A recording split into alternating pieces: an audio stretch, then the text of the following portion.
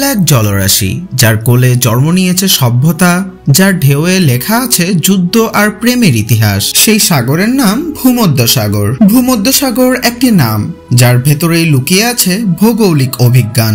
ইংরেজিতে যাকে বলি মেডিটেরানিয়ান সি। এটি এসেছে ল্যাটিন শব্দ মেডিয়াস থেকে, যার অর্থ মাঝখানে, আর টেরা নামের অর্থ হলো ভূমি থেকে। একসাথে এর অর্থ দাঁড়ায় ভূমির মাঝখানে থাকা সাগর। প্রাচীন রোমানরা মনে করত পৃথিবীর ঠিক কেন্দ্রে এই সাগর অবস্থিত, যেন জগতের হৃদয় কেন্দ্রে প্রবাহমান একটি নীল শিরা। ভূমধ্যসাগরকে কে আবিষ্কার করেছে তা বলা ভুল হবে, বরং বলতে হয় ভূমধ্যসাগর কিভাবে উপলব্ধিত হয়েছে। কারণ হাজার হাজার বছর আগে মিশরীয়, ফিনিশীয়, গ্রিক এবং রোমানরা এই সাগরের বুক চিরেই গড়ে তোলে তাদের বন্দর, নগর ও সাম্রাজ্য। খ্রিস্টপূর্ব ৩৫০০ সাল থেকে এই সাগরের তীরে লেখা হচ্ছে সভ্যতার গান। ভূমধ্যসাগর ঘিরে আছে তিনটি মহাদেশ, যা হচ্ছে দক্ষিণ ইউরোপ, উত্তর আফ্রিকা ও পশ্চিম এশিয়া।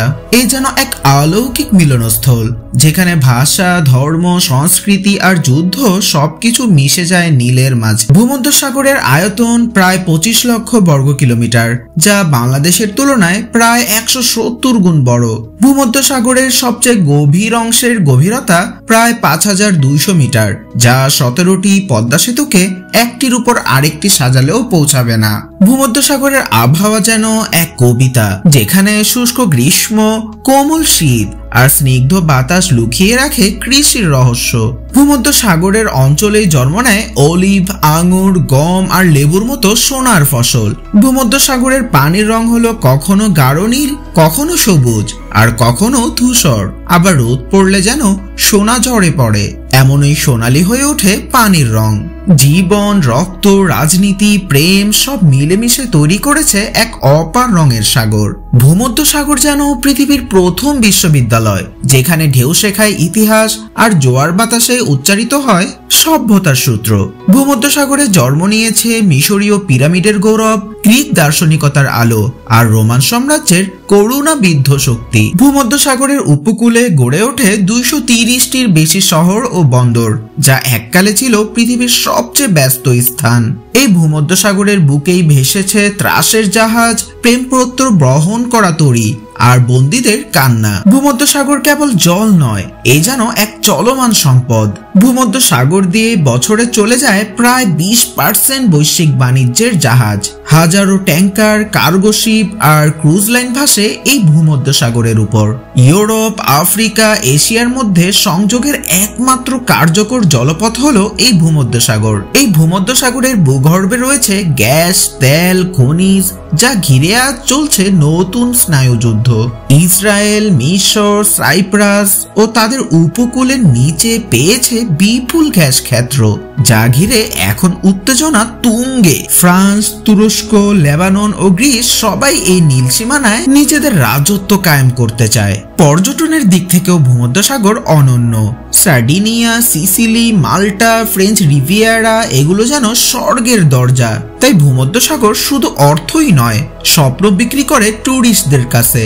ভূমধ্যসাগরের নিচে গড়ে উঠেছে এক রহস্যময় জীবজগৎ।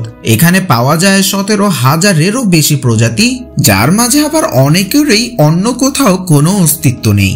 ডলফিনের ঝাঁক যখন খেলে বেড়ায় ভূমধ্যসাগর জুড়ে, তখন মনে হয় প্রকৃতি যেন হাসছে।